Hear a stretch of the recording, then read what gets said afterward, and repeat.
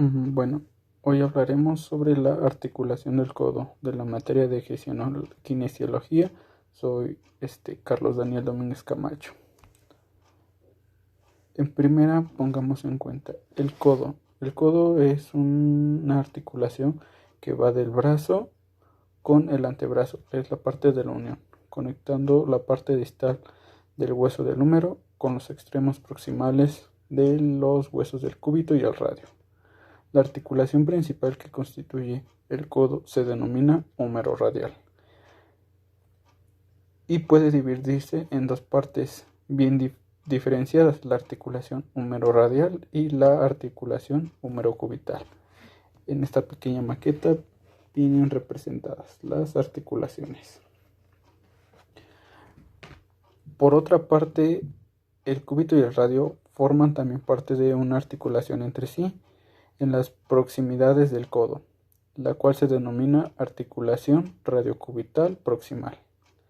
Los extremos óseos que se conectan entre sí son un conjunto de ligamentos que contribuyen a la fijación y están rodeados por una estructura que se llama cápsula articular, en cuyo interior se encuentra el líquido sinovial.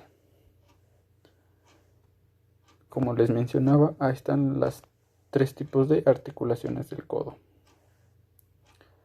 La artrocinemática del codo.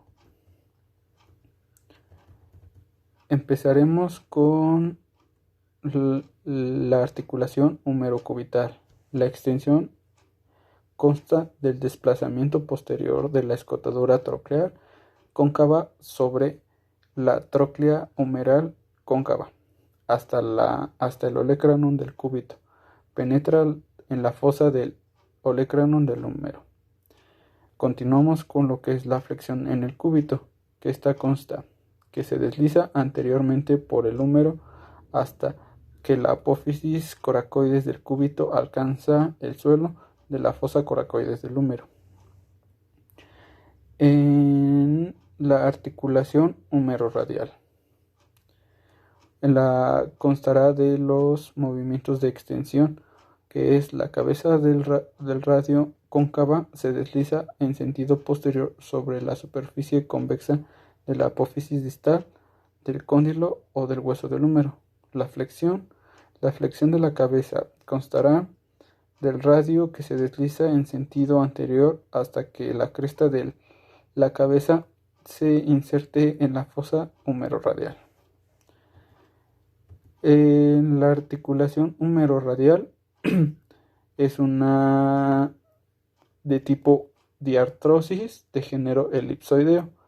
También consta de otros movimientos que seguimos viendo adelante. La articulación superior, radiocubital superior, que es la pronación y la supinación. Estos consisten en que la cresta convexa de la cabeza del radio gira hacia adentro del ligamento anular y la escotadura radial cóncava. La articulación radiocubital inferior, esta es la pronación y supinación, y esta consta de la superficie cóncava de la escotadura cubital del radio y esta se desliza sobre la cabeza del cúbito.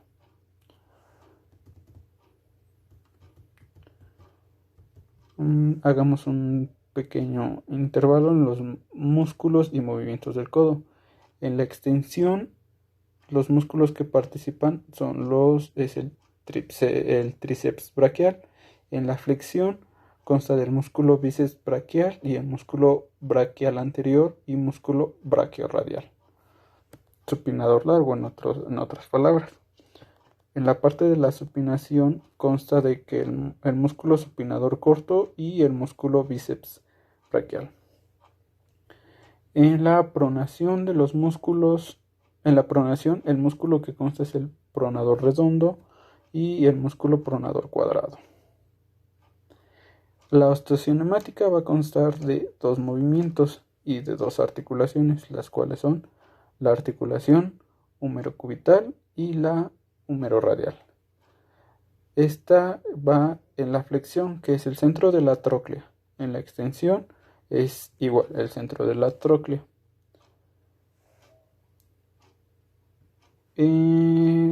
Igual en la articulación radiocubital va a constar de dos movimientos, igual va a ser superior e inferior como ya lo antes mencionado, es la pronación. El radio se cruza sobre el cúbito, y la supinación, el radio y el cúbito se quedan paralelos entre sí. En otras palabras, las limitaciones de las flexoextensiones. En la extensión, el movimiento se dirige hacia el antebrazo por la parte hacia atrás. La posición anatómica corresponde a una extensión completa, por lo tanto no existe amplitud por definición, excepto en algunos sujetos que pueden presentar. Puede presentar un choque óseo entre el olecrano y la fosita olecraniana. La tensión que produce en la cápsula articular por su parte anterior.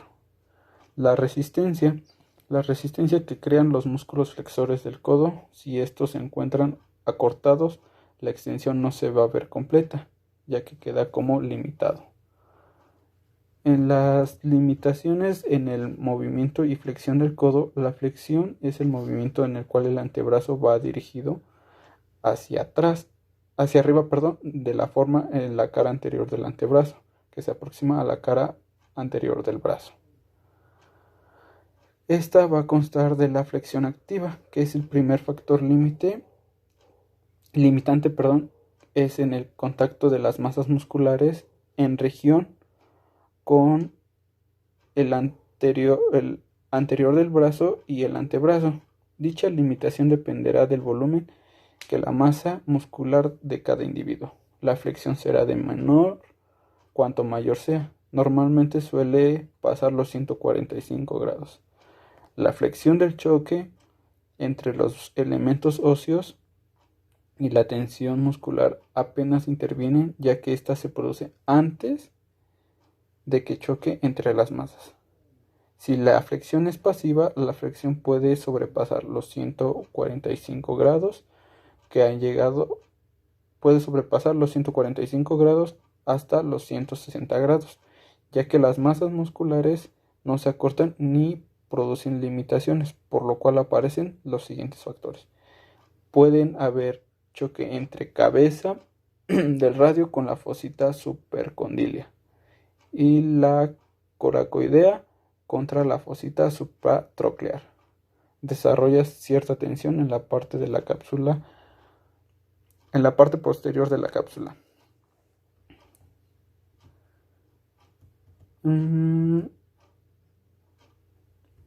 Las flexiones de los codos. Las flexiones es un ejercicio físico que está realizado en la posición inclinada, recostado hacia abajo, levantando y bajando los cuerpos con el antebrazo. Está dedicado al desarrollo de los músculos pectorales y los tríceps, con beneficios adicionales para los deltoides y el serrato anterior y coracobraquial. En otras palabras, pueden haber dichas enfermedades como artrosis, artritis, epicondilitis, luxaciones, pronación dolorosa, fracturas, etc. Los ligamentos del codo. Los ligamentos juegan una parte muy importante, ya que la articulación del codo tiene como función de mantener las articulaciones en contacto. Son auténticos tensores dispuestos a que cada articulación en el ligamento colateral y cubital y en el ligamento colateral radial. En conjunto, estos tienen forma como de abanico fibroso y se extienden a cada una de las prominencias particulares del epicóndilo por fuera.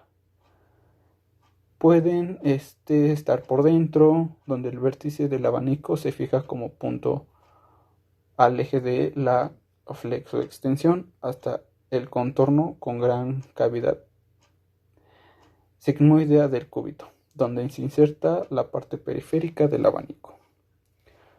Por lo tanto, puede imaginarse que en el modelo mecánico del codo se expone a continuación de diversos factores en la parte superior y en la parte inferior, en otras palabras.